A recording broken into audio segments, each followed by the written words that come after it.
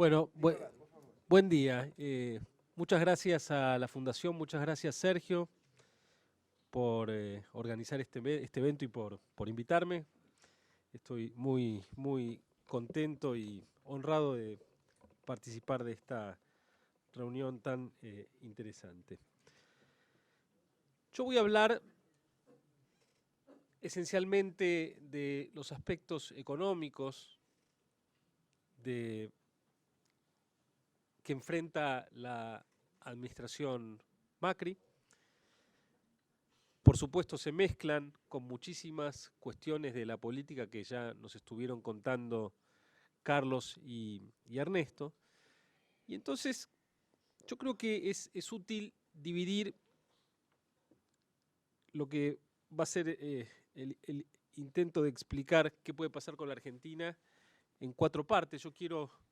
En 5, contar un poco cuál es el punto de partida desde el cual arranca la administración Macri, porque al entender el punto de partida vamos a comprender también por qué este rasgo saliente que mencionaba Carlos en su exposición acerca del saber económico con que cuenta este gobierno, las dotes técnicas del equipo de gobierno, no solo estrictamente en el gabinete económico, sino a lo largo del resto del gabinete, no aseguran el éxito completo del programa justamente por las condiciones de partida de las cuales arranca la Argentina. Argentina arranca con desafíos muy importantes a resolver que van a condicionar el devenir económico de la Argentina en los próximos años. Entonces, voy a comenzar describiendo el punto de partida. Voy a intentar contar cuál es el programa económico que implemente el gobierno para enfrentar esa situación heredada. Voy a contar cuáles han sido los efectos hasta ahora de las medidas del gobierno y qué debemos esperar en el corto plazo. Y por corto plazo me refiero a este famoso segundo semestre en el cual el gobierno ha puesto tantas expectativas de recuperación. Y luego en el mediano plazo, en 2017, en 2018, esencialmente también tratando de comprender cuál puede ser el rendimiento político de un programa económico como el que está implementando el presidente Macri. Entonces, si miramos el punto de partida, yo diría, lo primero que tenemos que comprender es que las cosas en la Argentina en los últimos años no han andado bien. La Argentina, saquemos a Venezuela de la discusión, es la única economía del Cono Sur, junto con Brasil, que en 2016 va a tener un producto per cápita sustantivamente más bajo que el que tenía en 2011. La Argentina este año va a tener un PIB per cápita 5% más bajo que el que tenía en 2011, Brasil 7%, y eso, digamos, no tiene que ver con el fin del superciclo de los commodities, no es un fenómeno regional. En el mismo periodo, Colombia, Perú, Chile, Uruguay tuvieron aumentos en sus PBI por habitante de entre 10 y 14%. 10 Uruguay, 14% los otros 3. Es decir, que bajaron el ritmo al cual venían creciendo, pero no dejaron de crecer. Los 2 países de la región que divergieron en términos de seguir generando mayor bienestar para sus habitantes fueron Brasil y Argentina. Casualmente, los 2 países que llevaron sus niveles de gasto público hasta niveles muy altos, gastando en la época de vacas gordas y, en cierta medida, uno podría decir, consumiéndose el shock de los términos de intercambio que el resto de la región ahorró. Mientras que la Argentina hoy tiene un nivel de gasto público a PBI de 47% del producto, partiendo de un nivel en el gasto consolidado, nación, provincias y municipios, partiendo de uno de 22 en el año 2003, es decir, más que duplicó el peso del Estado. En el caso de los países de la región que han sido exitosos, cuando miramos el nivel de gasto público a PBI que tenían en 2011, cuando empieza a terminar el superciclo de los commodities, era el mismo que tenían en el año 2001. Es decir, ahorraron. Cuando los commodities dejan de subir, estos países que habían ido implementando lentamente esquemas de metas de inflación, simplemente dejaron que sus monedas se deprecien, crecieron un poco menos, pero siguieron creciendo. Los casos de Brasil y Argentina son muy divergentes con respecto a los casos más exitosos de la región. El tema fiscal en la Argentina es crucial para entender lo que puede pasar para adelante. Entre el año 2003 y el año 2015, Argentina aumentó su nómina de empleados públicos de 2.200.000 a 3.600.000 empleados públicos. En Argentina la población crece al 1% anual. El empleo público creció al 4% anual. Es decir, que si el empleo público hubiera seguido creciendo al mismo ritmo que la población, hoy en la Argentina habría 2.600.000 empleados públicos y no 3.600.000 empleados públicos. Es 2.200.000. Año 2003. 2003, 2.2 millones, hoy 3.6. Si hubiera seguido creciendo el empleo público al ritmo del crecimiento de la población, habría 2.6. O sea que hay 1 millón de empleados públicos que uno podría decir que en cierta medida representaron un seguro de desempleo encubierto en la economía argentina. Claro, ese desempleo probablemente no se hubiera producido si junto con ese aumento en el empleo público el gobierno no hubiera subido tanto la presión fiscal sobre el sector privado. Porque para aumentar todo ese empleo público sometió al sector privado a una presión enorme que consistió en subir los impuestos, poner impuesto inflacionario, consumirse el capital de todas las empresas proveedoras de servicios públicos, entonces consumir stocks. Y si la Argentina hubiera adoptado otra política, probablemente el sector privado podría haber creado gran parte de los empleos que creó el sector público. No sabemos si todos esos, pero probablemente muchos. Entonces, partimos de un nivel de gasto público gigante, partimos de un esquema en el cual la Argentina tenía muchos impuestos distorsivos. Por ejemplo, había que los exportadores de la Argentina, del sector agropecuario, tenían que pedir permiso para exportar y además tenían unos impuestos a las exportaciones anormalmente altos. Ya es un impuesto anormal, pero además las alícuotas eran anormalmente altas. Los precios de la provisión de los servicios públicos en muchos casos no se habían movido desde el año 2001 y la Argentina entre 2001 y 2015 acumuló una inflación del 1.300%. Entonces, cuando asume el gobierno del presidente Macri, el precio del consumo residencial de energía eléctrica es 1/8 de los costos, era 1/8 de los costos, en el gas 1/3 de los costos, en el boleto de colectivo urbano, en el transporte urbano de colectivo, el boleto cubre 1/3 de los costos.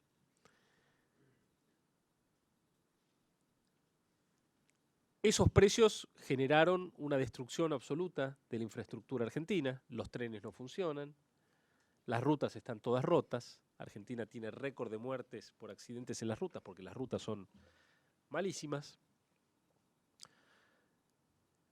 falta gas y luz en los periodos pico de consumo.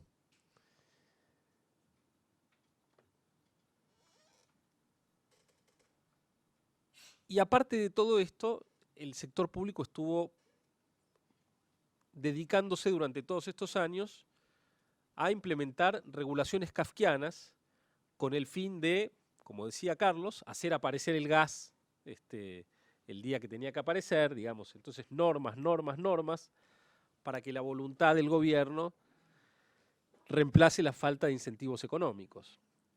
Pero, esencialmente, uno encuentra que que estas regulaciones kafkianas estaban muy concentradas en la política cambiaria, donde el gobierno en el año 2011, en vez de devaluar la moneda cuando el peso ya estaba muy sobrevaluado, decidió implementar un esquema de represión financiera, de controles de capitales muy estrictos, que terminó con un tipo de cambio dual, mediante el cual Argentina destruyó sus exportaciones entre 2011 y 2015.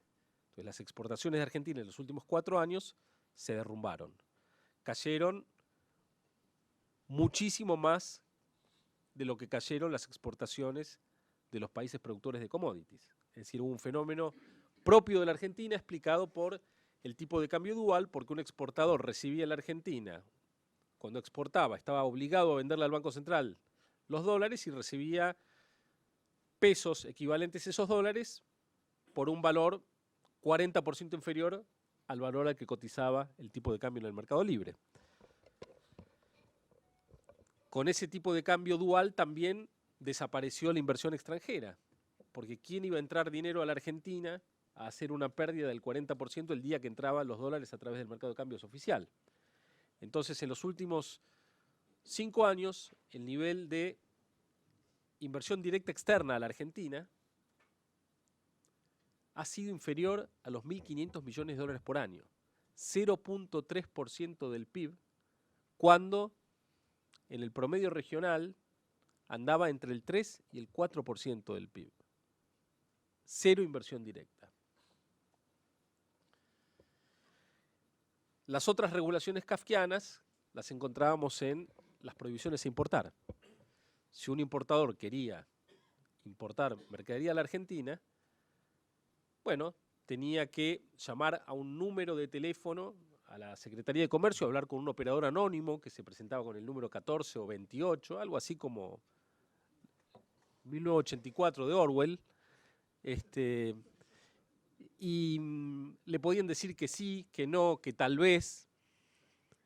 Entonces empezó a reinar el contrabando, con el gobierno involucrado en el contrabando, porque parte de los dólares que generaba el gobierno con el contrabando los usaba para intervenir en el mercado de cambios paralelo. Toda una cosa delirante que se fue profundizando y agravando en los últimos años.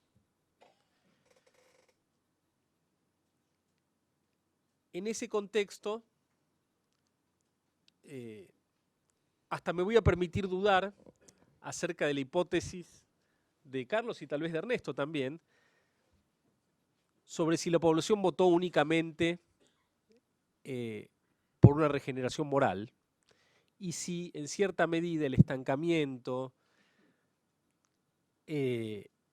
las trabas del Estado no empezaron también a afectar la visión de la sociedad acerca de la capacidad de la Argentina de generar prosperidad para adelante, ¿no? Yo creo que probablemente el factor económico, si bien no entramos en una mega crisis de esas que nos damos los argentinos cada 10 años, esa no tuvimos, y los argentinos tenemos estándares muy altos para definir lo que es una crisis. Una crisis es, claro, congelar los depósitos, caer 10%, llevar el desempleo al 25%, eso es una crisis para los argentinos, pero yo diría que lo que tuvimos en los últimos 4 años en la Argentina fue algo, digamos, bastante pobre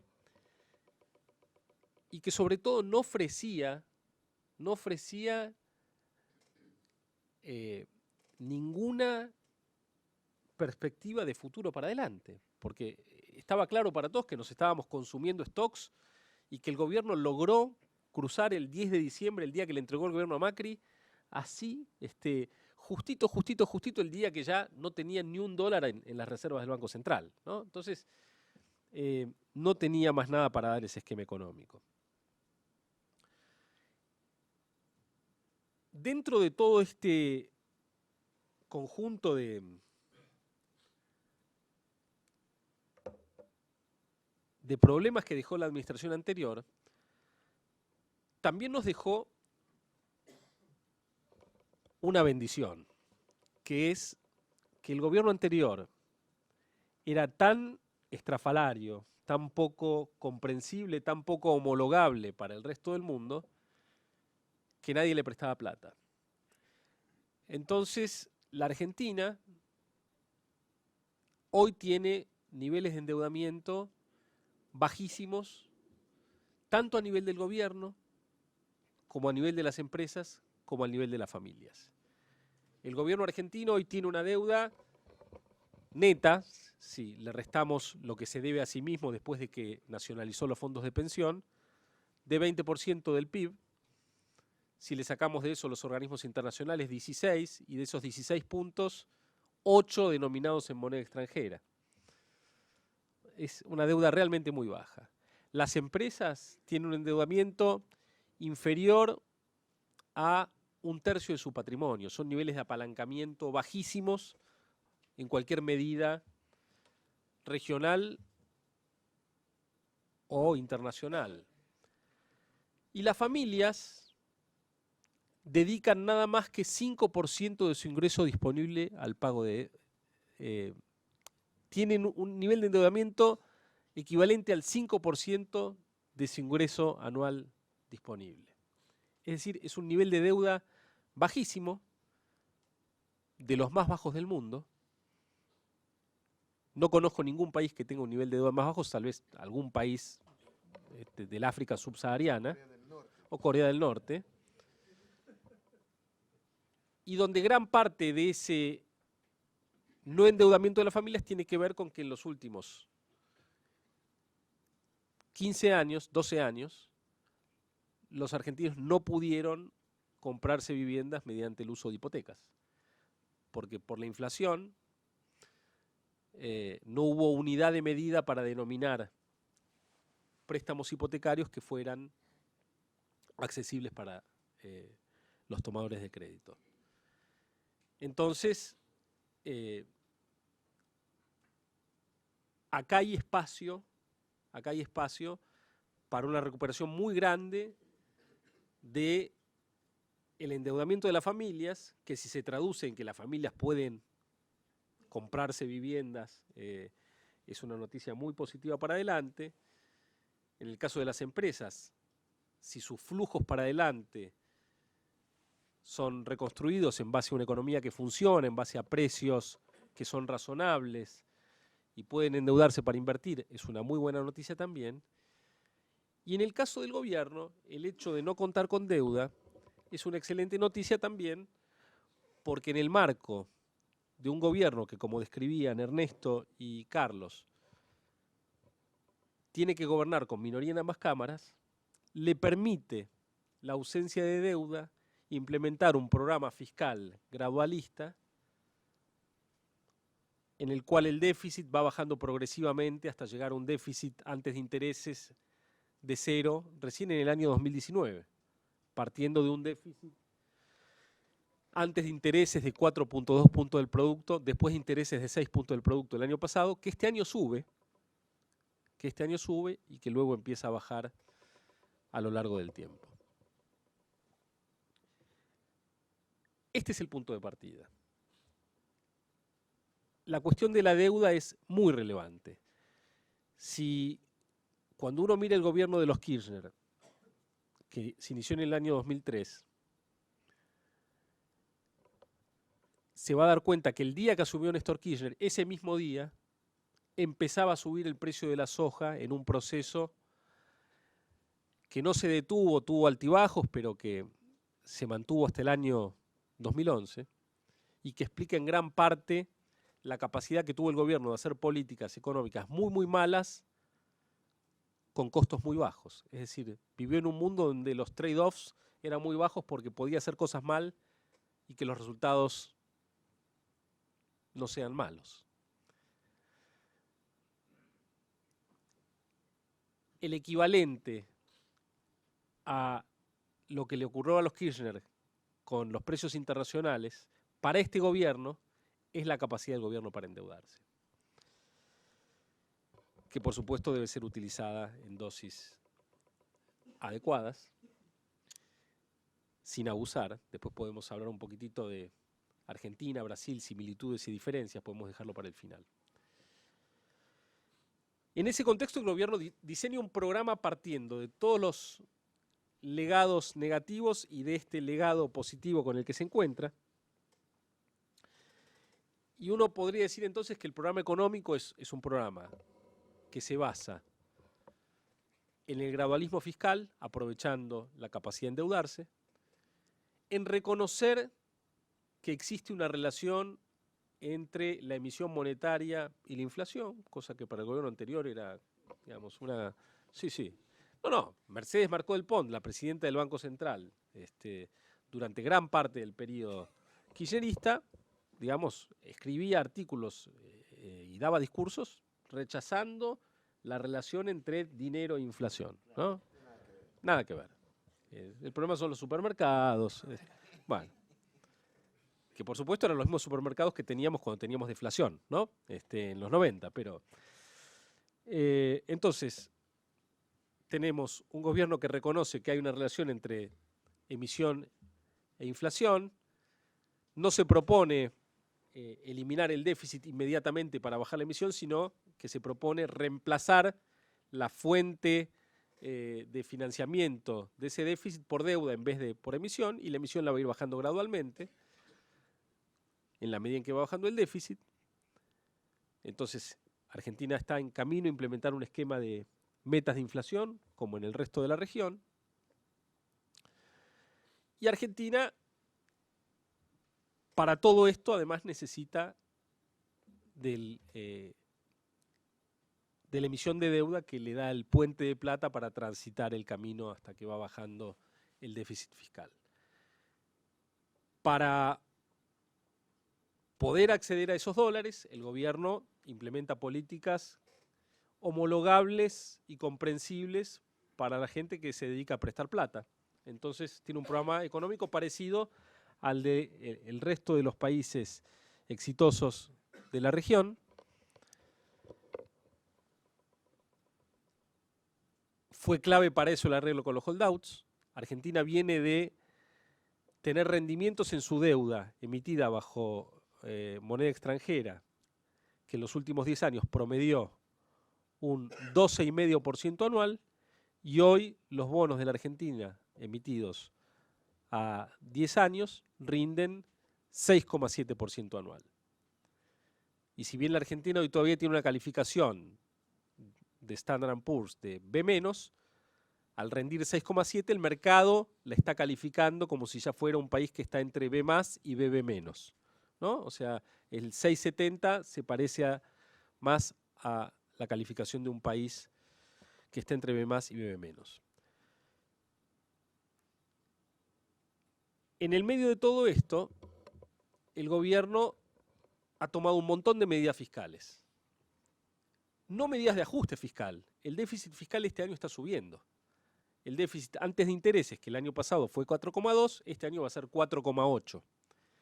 No hay un ajuste fiscal. Lo que hay es un cambio en la composición de los ingresos y del gasto. Del lado de los ingresos, el gobierno eliminó todos los impuestos a las exportaciones, con excepción de las retenciones a las exportaciones de soja, que por motivos fiscales las va a ir bajando gradualmente.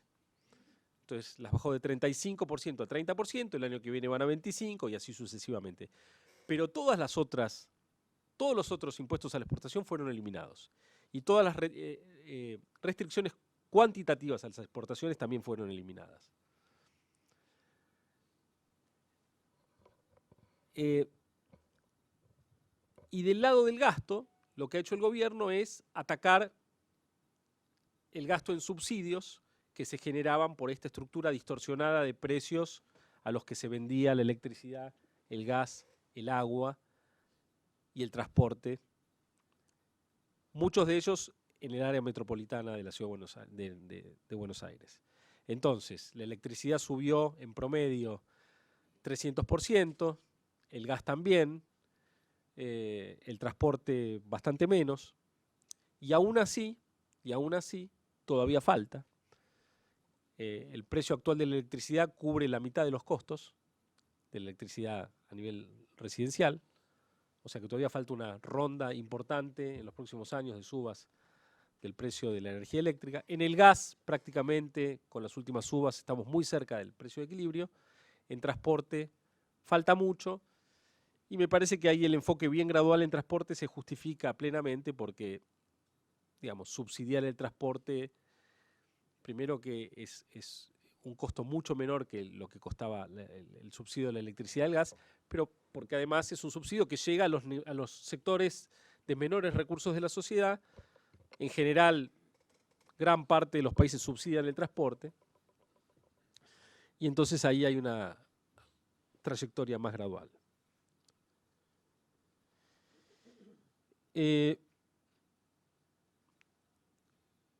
En medio de este programa, entonces, el gobierno también reunificó el mercado cambiario, eliminó gran parte de las restricciones a los movimientos de capitales que tenía la Argentina. Está en proceso de eliminar o de facilitar la manera en que los importadores pueden realizar sus compras en el exterior. Y yo diría que entonces, si uno trata de entender las velocidades del programa económico, hay una velocidad muy grande en el desmonte de las regulaciones ridículas, kafkianas,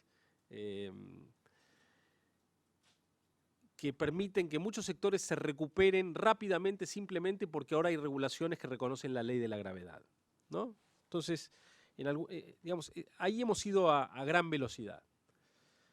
Yo diría que hay una segunda velocidad un poco más lenta en lo que tiene que ver con el reordenamiento del Estado. Han pasado 6 meses, es muy poco tiempo, pero en funcionar de una manera más ordenada, ir unificando los distintos programas de empleo que conviven dentro de la administración pública, en restablecer el funcionamiento de los organismos de control. Digamos, la corrupción hoy ha bajado dramáticamente porque hay funcionarios en general íntegros, probos, pero digamos, para sostenerse en el mediano plazo falta restablecer un esquema, mecanismos que todavía no se han restablecido, pero que ahí se ha comenzado. Y yo diría que hay una tercera velocidad, que es cercana a cero, en algunas cuestiones estructurales que este gobierno no puede resolver, que es, por ejemplo, ese 1.000.000 de empleos públicos que hemos creado en los últimos 12 años y que obviamente el gobierno no puede ahora salir a eliminar 1.000.000 de empleos públicos de la Administración Nacional. Y eso condiciona muchísimo la política fiscal para adelante, porque, bueno, si no tuviésemos ese 1.000.000 de empleos públicos, por ejemplo, Argentina estaría gastando 30.000 millones de dólares menos en salarios al año y podría darse el lujo de eliminar el impuesto a las ganancias y de generar un shock de competitividad gigantesco para el sector privado o eliminar, bajar el IVA del 21 al 8 y eliminar el impuesto a los débitos y créditos bancarios y reimplantar el ajuste por inflación en el impuesto a las ganancias. Hay un montón de cosas que se podrían hacer y que la Argentina no puede porque se ha armado una estructura de gasto público gigante en empleados, en jubilaciones. Y en ese sentido, yo creo que la Argentina, mirando más allá de los próximos meses, lo que ha hecho es bajar la tasa de crecimiento potencial sustantivamente. No vamos a volver a ver esos rebotes que teníamos en los años 90 en la Argentina, que después de una recesión crecíamos al 6 o al 7%. Creo que eso hoy no está disponible en la Argentina porque, digamos, tenemos una economía en la cual la productividad es mucho más baja, en buena medida porque el avance del Estado ha sido enorme, nos ha dejado con una presión tributaria gigantesca para financiar un Estado gigante que tiene una productividad mucho más baja que la del sector privado.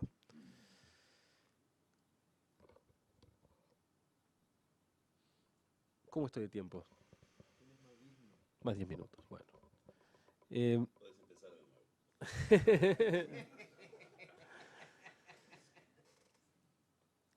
¿Qué está pasando hoy en la Argentina? ¿Cuáles han sido los primeros resultados del programa económico? Bueno, cuando el gobierno elimina los controles de capitales, se unifican los tipos de cambios paralelos y oficial en una nueva tasa que ha sido 50% más alta que la que teníamos, el tipo de cambio oficial era 9 pesos, pasa a 14, y eso genera un aumento en el precio de los bienes transables, un aumento transitorio en la tasa de inflación, que además se junta con el aumento en los precios de los bienes, de los servicios públicos, electricidad, gas, agua, transporte. Con lo cual la inflación, que venía al final del gobierno de Cristina ligeramente por debajo del 2%, básicamente en base a un tipo de cambio fijo, digamos, que iba generando una fuerte pérdida de competitividad de la moneda. Bueno, hoy la inflación ha subido muchísimo y está en un nivel interanual del 40-41%, y en ese contexto se ha producido una pérdida muy fuerte del poder de compra de los salarios. Entonces tenemos una caída muy fuerte en los salarios reales en estos primeros meses de la administración Macri. No así en el empleo, hay toda una discusión en la Argentina no basada en datos. Digamos, la Argentina, que perdió todas sus estadísticas públicas en los últimos años, se acostumbró a discutir, digamos, sin datos. Entonces uno puede decir cualquier cosa y no hay ninguna... Una economía sin crédito. sin datos. Entonces uno puede decir, digamos, se perdieron 150.000 puestos de trabajo, dice ahora el kirchnerismo. Bueno, no tienen ningún dato para mostrarlo, y cuando uno va y mira los datos del sistema integrado de jubilaciones y pensiones, o sea, el empleo formal de aportantes a la jubilación, lo que uno ve es que desde noviembre hasta ahora se han perdido 40.000 puestos de trabajo formales, casi todos ellos concentrados en la construcción, que está en un parate muy grande porque hace muchos meses que no se paga, que el gobierno no paga, ahora ha empezado a pagar de vuelta, no paga los desembolsos a las constructoras. Y en la siderurgia, muy afectada por la crisis brasileña, ¿no? Pero puesto en contexto, es la mitad de los puestos de trabajo que se perdieron en la devaluación del 2014 de Kicillof, cuando nadie hablaba de un problema de empleo. En esa ocasión, en 4 o 5 meses, se perdieron 90.000 puestos de trabajo.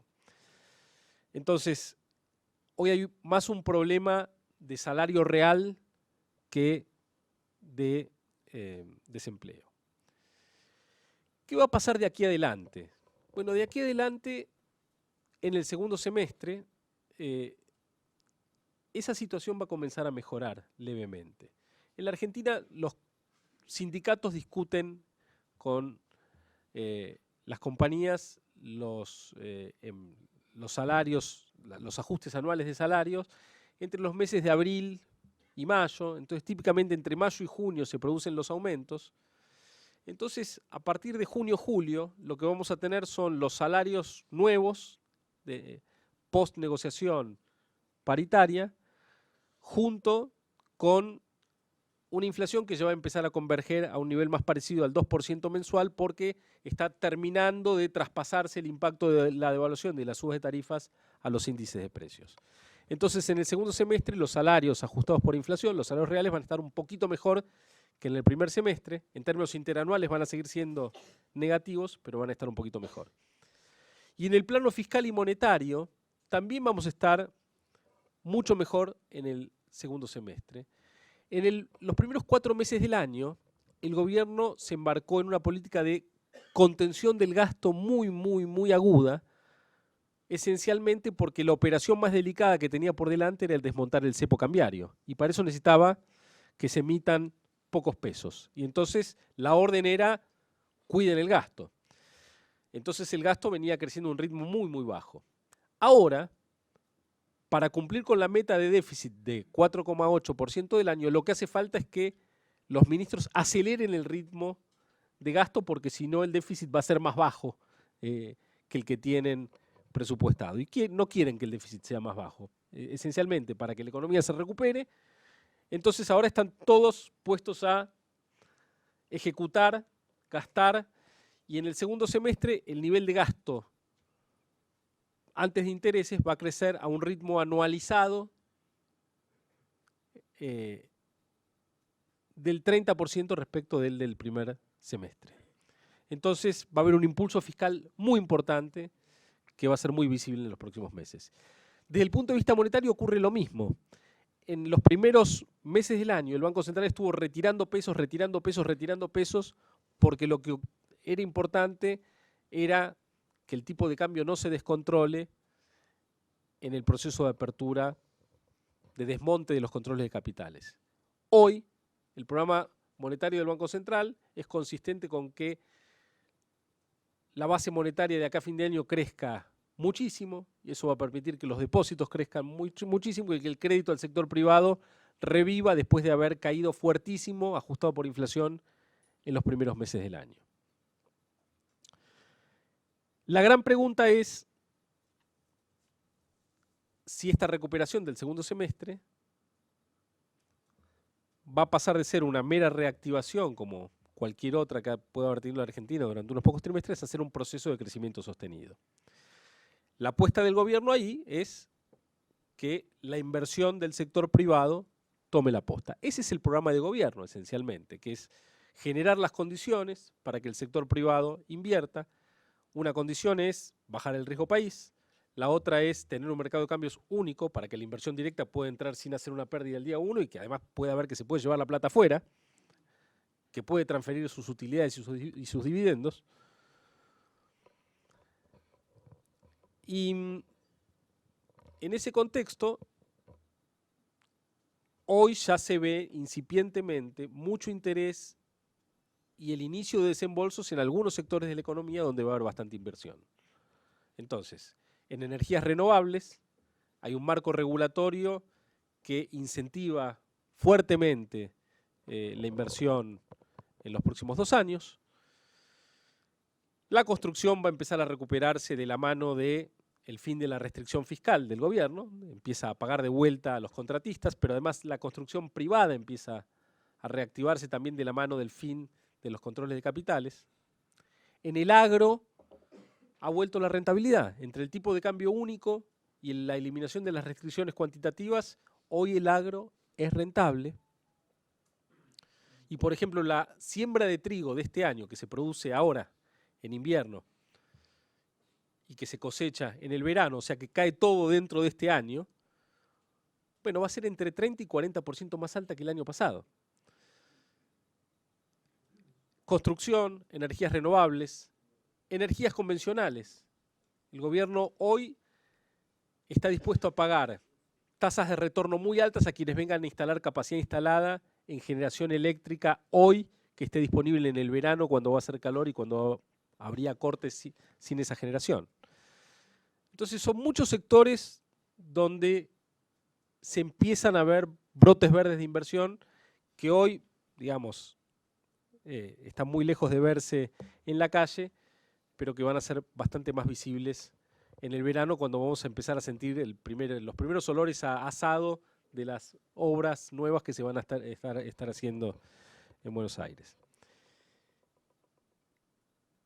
En ese contexto, la Argentina es muy difícil que no crezca el año próximo 3,5%. Pensemos que este año se va a contraer entre 1,5% y 2%. Y pensemos que el PBI per cápita de la Argentina es 5% más bajo que el de 2011. Ya termino. Ahora,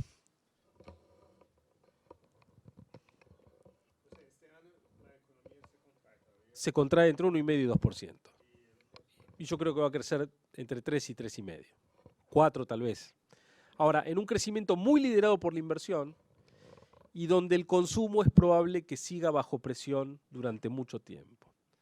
Un consumo que estuvo sobreestimulado por el gobierno anterior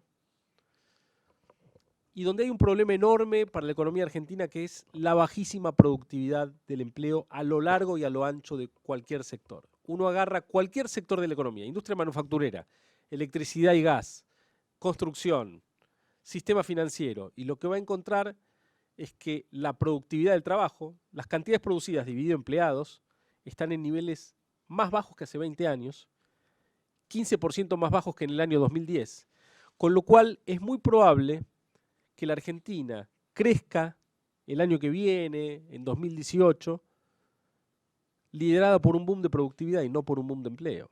Es decir, hay un espacio muy grande para que la economía se recupere con muy poco empleo.